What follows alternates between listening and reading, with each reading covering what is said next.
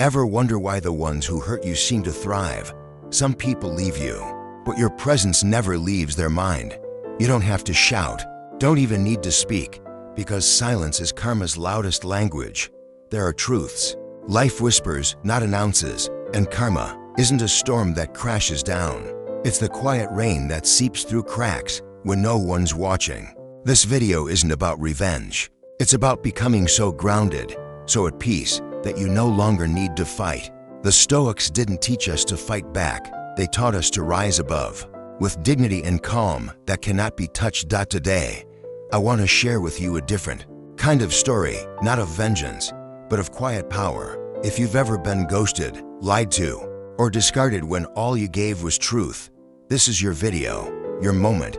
Stay until the end, because once you see the signs, you'll understand. Karma doesn't come to punish. It comes to teach, and sometimes it teaches best through silence. I want you to imagine this. Someone hurt you. Maybe they lied. Maybe they left. Maybe they said they just needed space, or they were focusing on their own growth. You know those phrases, right? I'm just busy, or I'm working on myself. They sound reasonable, even noble. But what if I told you that behind those words, there's often something deeper, something quieter, but far more telling. Have you ever felt that sudden silence from someone who once used to light up when your name appeared on their phone? That space they claimed they needed starts to feel more like an escape, not from you, but from themselves. Because here's the truth. People who are at peace with themselves don't hide from conversations. They don't run from reflection. They don't avoid accountability. In my experience, and maybe in yours too, silence isn't always peace. Sometimes it's just noise in disguise, a shield against guilt, a delay in confronting what their conscience already knows. And that's what I want to talk to you about today. Not blame, not resentment, but the psychology of avoidance and how, in the light of Stoic wisdom, we can see it for what it is. A friend of mine, David, went through this. He was in a long-term relationship, and one day, no big argument, no loud exit. She just said she needed time to focus on herself. It sounded mature, it sounded healthy, but days turned into weeks, and weeks into months. No follow-up, no clarity, just curated social media posts about healing and energy. David felt confused. Was she angry? Was she hurt? Was it about him? Or was she running from something within herself?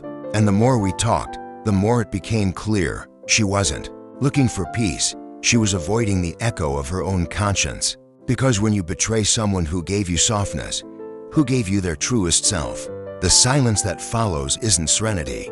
It's the sound of guilt trying to find a way to breathe. Marcus Aurelius, one of the great Stoic philosophers, once wrote, "The best revenge is to be unlike him who performed the injury."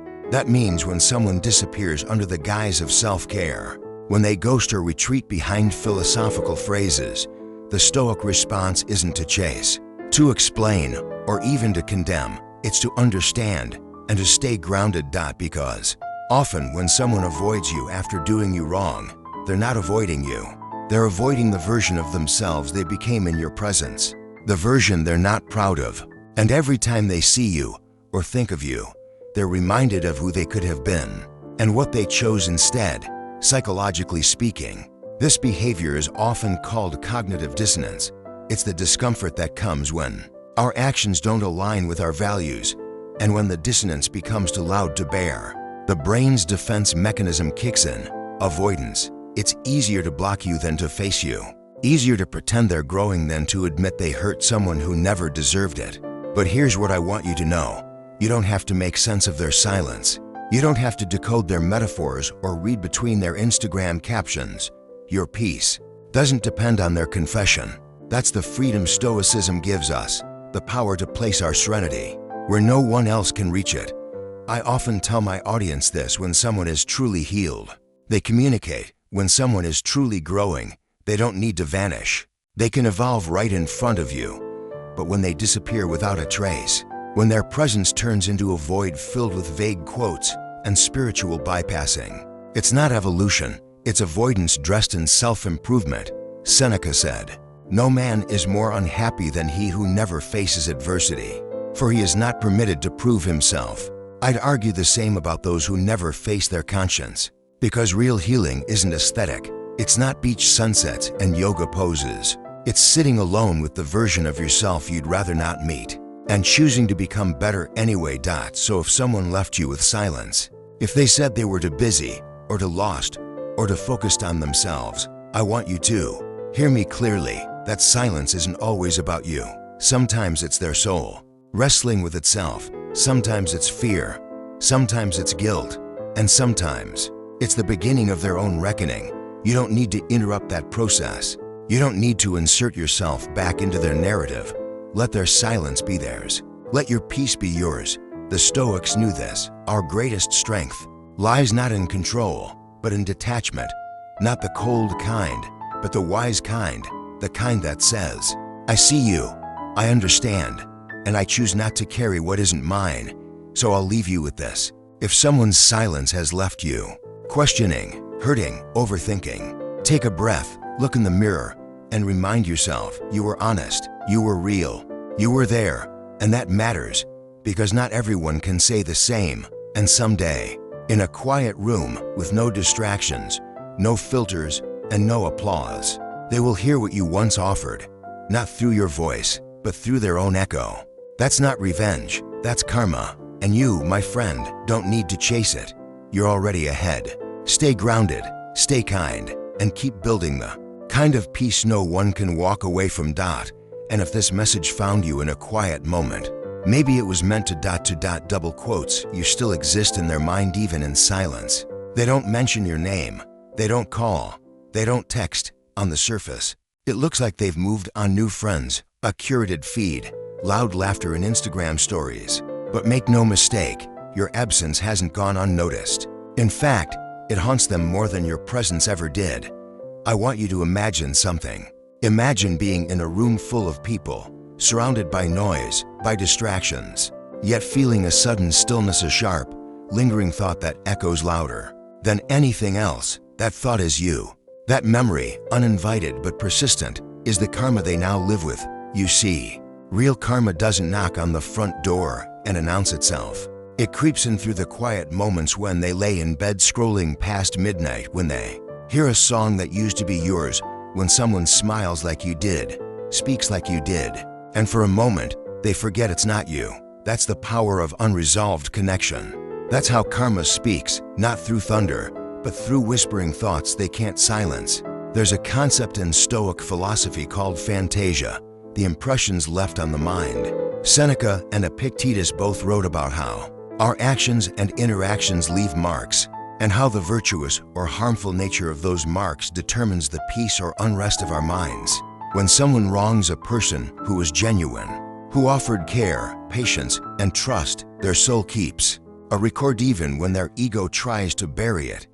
That record becomes a quiet mental loop. You become a shape in the shadows of their routine, a scent that triggers regret, a silence that feels heavier than noise. I once knew a man named Jordan, successful, driven, the type of person who always seemed in control. He dated a woman named Claire, calm, kind, deeply intuitive. She understood his silences, supported his ambition, stood by him when no one else did. But Jordan, like many who think love is disposable, took her grace for granted. He grew distant, cold. He never cheated, but he betrayed in subtler ways, disappearing, emotionally weaponizing indifference, testing how far she would bend before she broke. And then one day she didn't break. She walked away, quietly, no tears, no final speech, no begging for closure. Weeks passed, then months. Jordan filled the space with work, dates, success. He posted more than usual, smiled wider than he felt, but something strange began to happen. In meetings, he'd hear a phrase Claire used to say. In the cafe, someone would order her drink. A colleague would laugh with the same rhythm she had. And suddenly he wasn't in the present anymore. He was back there, in moments he thought he'd buried, now replaying like scenes from a film he couldn't stop watching. That's karma. Not punishment, but persistent presence. You don't need to knock on someone's door to be remembered. When your presence was genuine, your silence becomes unforgettable. Psychologists talk about a phenomenon called emotional imprinting. When someone leaves a deep emotional impact, good or bad, our brains hold on. It's why songs hurt. Why smells transport us. Why a certain kind of silence can make our chest feel heavier. The Stoics knew this without MRI scans. They understood that the internal life is shaped not just by what happens, but how we react, what we regret, and what we refuse to process. So if you're wondering whether someone forgot, you let me tell you this. They did in single quotes T. They remember your kindness. They remember your patience. They remember how you stood in their storm without asking for anything in return. And now, in the stillness of their lives, your memory has become their mirror. The truth they didn't want to face, but can't look away from. They might not tell anyone. In fact, they'll go out of their way to seem unbothered. But the quotes they share, the sudden interest in healing, the vague posts about letting go or learning lessons, those aren't coincidences. Those are echoes of you, and they're louder than they appear. There's a reason Marcus Aurelius said, "The best revenge is to be unlike him who performed the injury," because in becoming unlike them, in rising above the cycle, you become unforgettable, not because of drama, but because of dignity. You don't need to call them out. You don't need to post cryptic messages. The weight of what they lost will do more than any words ever could. Here's what I want you to take from this. Your peace is your power. Your silence is your shield. And your absence, it speaks volumes. They can't ignore, because when someone has felt your depth, your truth, and your presence, they can't replace it. They can distract themselves, yes. They can fill the void with noise. But noise doesn't heal. Only reflection does. And that reflection, it leads right back to you. I've had people write to me years later. No apology, no admission, just a vague message. "I hope you're well." And I know what that means. It means the silence echoed. The memory lingered. It means karma didn't miss, it just took its time. So, if you've ever felt like your silence doesn't matter, think again. Silence is the language of the wise. It doesn't scream, it teaches. Let them wonder. Let them scroll through your life from a distance. Let them sit in rooms that no longer have your voice. Because every time they reach for something real and it slips through their hands, they'll remember how steady yours once were. And that's the kind of revenge that leaves no scars, only truth. Quiet, lasting, and deeply, undeniably present. You still exist in their mind, even in silence. 3. There is nothing more haunting than meeting yourself in someone else's behavior. Have you ever felt that? That's strange, gut deep realization when someone starts treating them exactly the way they once treated you. And suddenly, without a word spoken, something shifts in their expression. A flicker of discomfort, a pause in their confidence, a silent crumbling behind the eyes. You know, in that moment, karma didn't shout, it whispered. And it hit exactly where it needed to. You didn't have to do anything. You didn't have to return the pain or even wish it upon them, because life, or the universe, or nature as the Stoics would call it, has its own timeline for justice. And sometimes, its sharpest lessons are not punishments, they are reflections. Imagine this: someone once made you feel invisible. They left your messages unread. They knew your heart, but they treated your care as disposable. And they thought silence was strength, that your vulnerability was weakness. But now, months or years later, they meet someone who flips the script. This time, they're the one waiting by the phone. They're the one rereading every message. They're the one wondering if they were enough. And they remember, not because you reminded them, but because life did. That's karma, not as vengeance, but as revelation. One of the most powerful lines from Marcus Aurelius is this: "The best revenge is to be unlike him who performed the injury." Stoicism doesn't promise that wrongdoers will fall. It teaches us not to fall with them, not to become what hurt us. And the beauty of it, life takes care of the rest. I once knew a woman, let's call her Emma, who supported her husband through the lowest parts of his life. Financial ruin, depression, lost purpose. She was his anchor. And then when success came, when the world began to notice him, he noticed someone else too. Someone flashier, louder, easier to impress. Emma didn't argue. She didn't plead. She just walked away with grace so quiet it left an echo. 2 years later, I ran into him at a friend's wedding. He was with that new woman, but the glow had faded. In a quiet moment, he confessed to me, "I didn't know peace had a name until I lost it." Emma was peace. He wasn't talking about punishment. He was talking about awakening. You see, when people lose someone real, not perfect, but deeply sincere, they don't just lose a person. They lose a version of themselves they can no longer return to. The version they were when they still deserved your presence, when they were still whole enough to be loved in that way. And the most painful part, the realization doesn't come loudly. It comes slowly, in moments that feel like déjà vu, in relationships that echo the old patterns, when they find themselves silenced, dismissed, ignored, just as they once did to you. And this is karma's most poetic form. It doesn't punish with flames, it teaches with mirrors. You don't have to be there for it. You don't need to see it happen. And if you've truly grown, you won't even need to care. Because the moment you start rising, in peace, in clarity, in self-worth, you move beyond their reach. You become the reminder they carry, not the wound they reopen. There's a strange intimacy to this kind of karma. It doesn't ruin their life. It just unsettles their soul. They begin to question everything. They wonder why new connections feel shallow, why compliments don't land the same, why laughter doesn't echo anymore. And while they're chasing validation, you're walking in silence, whole, unbothered, free. Seneca once wrote, "Every guilty person is his own hangman." And it's true. You don't need to twist the knife. Their conscience does the work, in the quiet, in the sleepless moments, in the soft voice of regret that only they can hear. So if you're sitting here today wondering if they'll ever understand what they did, let me offer you this. Yes, they will. But not because you reminded them, because life has a way of bringing us face to face with the very thing we thought we'd escaped. Let go of the need to watch them pay. Let go of the hope they'll apologize. That's not your weight anymore. Your role is to rise. Rise with grace, with dignity, with an inner peace so complete their chaos cannot enter. Rise into a version of yourself that doesn't need their validation or anyone's.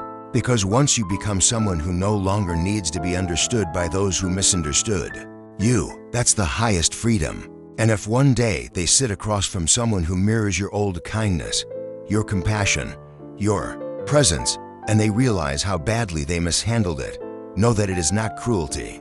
It's alignment, the universe teaching without malice, but with precision. You were never forgotten, only unrecognized. But now you are unforgettable, not because you shouted, not because you stayed angry, but because you healed, quietly, completely. And that is the kind of revenge that doesn't need an audience. It just needs truth. For double quotes, life quietly takes back what isn't appreciated. I want you to think about this for a moment. What if life doesn't punish with thunder or fire, but with silence? What if karma doesn't come crashing through the door to confront someone who's taken good things for granted, but simply slips away, taking those good things with it? I want to share something with you today that most people only realize too late. Life doesn't beg to be valued. It offers, it gives, it waits. And if it's not seen for what it is, it leaves. You see, there's a quiet kind of justice that doesn't make headlines. It doesn't involve revenge arguments or grand exits. Instead, it's in the small things. The friend who used to check in every week goes quiet. The love that once felt unconditional starts to feel distant. The opportunities, the chances, the magic, they all begin to dry up, not as punishment, but as a simple correction. A whisper from the universe saying, you didn't see the value in what you had, so it's time for it to go somewhere it will be. I want you to imagine this. There's someone who once had your trust, your loyalty, your time. You gave it freely, not because they asked, but because it felt right. You showed up again and again. You listened, you supported. You were there on the days they didn't even know how much they needed you. And maybe over time, they stopped noticing. It wasn't sudden. It never is. Maybe it started with being too busy to reply, or too distracted to ask how you were doing. Maybe they started assuming you'd always be there, even when they weren't present themselves. And the saddest part, they didn't even recognize it as neglect, because to them, your love had become expected, routine, background noise. But here's the thing about life, about people, about the very energy that holds relationships together. What's not appreciated deteriorates. What's not valued vanishes. I once worked with a woman named Claire, mid-40s, wise, grounded. She had this phrase she'd say every time someone treated her poorly. Without realizing what she brought to the table, life's polite, but it's firm. At first, I didn't get it. But over time, I watched it play out. In friendships, in love, in careers. Life always gives signs before it walks away. In Stoic philosophy, this truth is echoed with deep clarity. Seneca once said, "Every new beginning comes from some other beginning's end." And that end often happens not because something was broken, but because it was taken for granted. You know, we're wired to seek justice. When someone mistreats us, there's a part of us that wants karma to strike hard and fast, dramatic, and undeniable. But karma, real karma, is quieter than that. It doesn't yell. It whispers in empty inboxes. It leaves messages unread. It doesn't shout, "Look what you lost." It lets them wonder where the warmth went. It's subtle, but devastating. Let me share something personal. A friend of mine, let's call him Daniel, had a pattern. He'd get close to people, lean into their kindness, their energy, their emotional support. But then he'd drift, no goodbyes, just silence. For a while, he thought it was harmless. He told me once, "People come and go, that's life." But I noticed something change as he got older. He'd message people from years ago, just to check if they still cared. He'd scroll through social media, looking for traces of connection he once had. And slowly, his world felt smaller, not because he didn't know people, but because the people who once knew him were gone. Life didn't punish him. It just stopped giving him what he no longer appreciated. That's karma. Not vengeance, not payback, just withdrawal. And it happens in every area of life. You stop showing up for your body. Your energy begins to fade. You stop honoring your creativity. Your ideas feel flat. You stop being grateful for love. It starts to feel distant. Life always adjusts itself, not out of cruelty, but out of balance. Now, here's something important. Sometimes, we are the ones who let something go too soon. We thought that friend would always be there. We assumed the job would always be waiting. We believed the love would never leave. But when we wake up to the reality of absence, that slow realization, it humbles us. And if we're wise, it teaches us. The Stoics teach us that our peace is rooted in what we can control. And what we can control is our awareness, our gratitude, our intention. So, if you're watching this, and something in you stings a little, maybe you've lost someone who truly mattered, or perhaps you were the one not valued, I want you to know this. It's not too late to start appreciating what's still within reach, not too late to say thank you, not too late to choose presence over assumption. But if someone walked away from you, if they couldn't see your worth when you gave them the best of you, don't chase, don't fight, don't beg to be seen, because life is already speaking for you. It's already pulling your energy toward someone, somewhere, who will notice. In time, those who didn't will feel the echo. They'll look around and wonder where the light went, and they may never say it out loud, but they'll know, they'll feel it, because no one truly forgets something real. They just pretend, until pretending isn't enough anymore. So today, I ask you, what in your life have you been overlooking? Who have you assumed will always be there? And if someone didn't value your love, your presence, your time, will you let life do what it does best? Will you let it take back what was never cherished and redirect it towards something better? The most beautiful part of this truth is simple. What's meant for you, what truly values you, will never need to be chased. It will feel calm, rooted, real, and until then, trust the quiet. Let go with grace, because life never forgets who gave with a full heart, and it never fails to return that energy to you in a form that finally feels like home. If that message found a soft place in you today, I invite you to stay connected. Subscribe, join this space. We're not here for noise, we're here for clarity, for peace, and for the quiet, steady wisdom that reminds us, what you don't appreciate, you lose, but what you love deeply always finds its way back. Some of life's most powerful lessons don't arrive with explosions, they arrive in stillness, the kind of silence that reveals truth, not through spectacle, but through reflection. When someone loses you, not to revenge but to their own conscience, Karma has already begun its quiet work. Stoic philosophy reminds us you don't have to fight back to reclaim your power. You rise above, you breathe through the storm, you become so deeply grounded that chaos simply can't reach you. As Marcus Aurelius said, the best revenge is to be unlike him who performed the injury. We're not here to play victim, nor to plot vengeance. We're here to become stronger, clearer, more aligned with who we truly are. And if you've ever been ghosted, betrayed, misunderstood, or abandoned, know this: your greatest power lies not in proving them wrong, but in living so truthfully and peacefully that their actions can no longer touch you. This channel is a space for calm thinkers, for quiet builders, for those who don't shout but lead. So hit subscribe and join a community of modern Stoics, people who don't chase closure, but build clarity. People who don't scream justice, but live it every single day. Here, we don't shout over the noise, we become the silence that transforms it. And in that silence we grow together.